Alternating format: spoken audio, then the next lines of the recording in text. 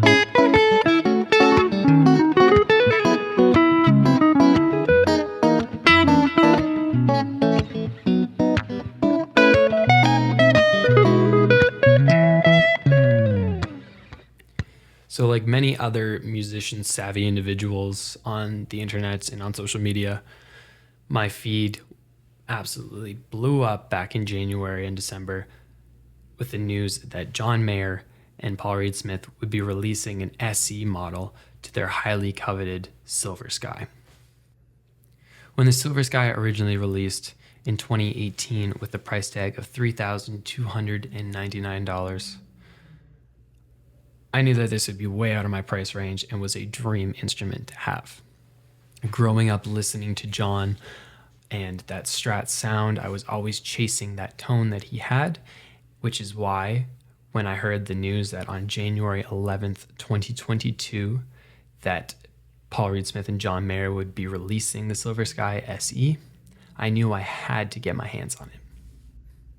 So what I did was I started calling all my local shops and found out this one that was getting the SE in, and as soon as they posted that they came in, I drove straight there and had to get my hands on it. With the supply chain issues and the high demand surrounding all the hype with John on his Sob Rock tour, playing the instrument with all the reviews and breakdowns and first impressions and tearing it apart and everything that was surrounding the guitar, I had to see it for myself. So first thing that happened as I picked up the instrument, never playing a PRS guitar, never even holding one, I picked up the instrument. First impression was very light. I have a 2006 American Fender Stratocaster to compare to, and one thing I did notice is that that guitar was very heavy and I didn't like it for that reason. But the Silver Sky SE was very light. As you know, the poplar body, softer wood, and just everything about it. I also noticed the neck. Now, if you don't know, the Silver Sky SE has the 635 JM style neck shape, and I was surprised at how chunky the neck was. For someone who has big hands, I don't mind, but it reminded me of a Les Paul style neck, very thick, and although it still felt fast and slick and enjoyable, but that really did catch me by surprise. Another thing that really caught me by surprise was the Fretboard Radius.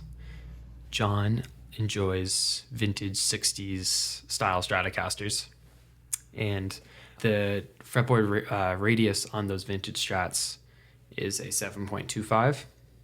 Now on the original Silver Sky, that is true that it's a 7.25 inch fretboard radius, but on the SC it's actually an 8.5.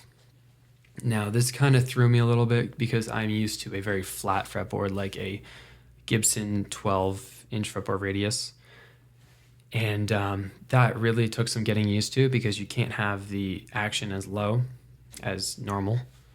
However, it really does pay homage to that vintage style Strat guitars, and that was something that I grew to love. It really just that's what you kind of search for in a Strat. It's not the super Strat style. You want that vintage feel. And I feel as though they absolutely nailed it with the Silver Sky SE. So once I took it to an amp, originally I was like, wow, this really rings when I play it, even not plugged in. But I plugged it right into a deluxe, and I played that minor 6 interval that we all know and love from Slow Dancing in a Burning Room. And I could have put the guitar down there, gotten it. With a price tag of $1,099, I knew that this was way in my price range, and it was exactly what I was looking for. With the 635JM single coil style pickups that are surprisingly dark for what they are. You would expect the bright chiminess of a Strat, but they were surprisingly tamed, but still very, very, very clear, and still had that top end, but they're more, I would say, pleasant sounding. Even the fifth position bridge pickup, sorry, not fifth position, but the bridge pickup, which is relatively, well, usually known as being very ice picky, it was still very rounded off and was very usable, which I thoroughly enjoyed. All the positions, the middle positions and the in-between positions, incredible sounding. It is the exact tone that I was searching for in a Strat.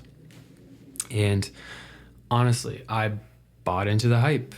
I've listened to John Mayer my whole life. I've aspired to be him, and I've aspired to have his guitars and play the way he plays. And I was always searching for his tone, and I feel as though with the SE, that tone is attainable for me.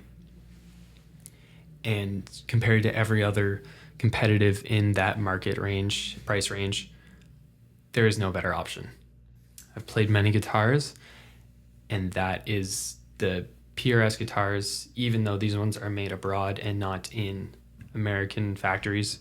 It's incredible. You can tell the craftsmanship and the quality and how the fretboard is beautiful. Frets don't stick out. There was absolutely no blemishes. It was perfect through and through, set up wonderful. But yeah, I bought into the John Mayer hype and the PRS hype, and I'm glad I did, because it was worth it. And I feel as though this is a guitar that, although it's not the $3,000, $4,000 custom shop, it's perfect for me. And I feel as though that's the same way for many musicians, especially younger ones that don't have the opportunity or the resources to justify $5,000 on a guitar. But I truly believe that the PRS Silver Sky is an instrument that someone must try, and if they're looking for, there is no other alternative in that price range for Strats. Anyways, my name is Cameron Molloy. If you guys enjoyed this content, please let me know. I'm going to be making more content like this. If you guys have any ideas or suggestions or things you'd like to see, questions, comment down below, subscribe, like, and I will be seeing you soon. Anyways, enjoy the rest of your day. See ya.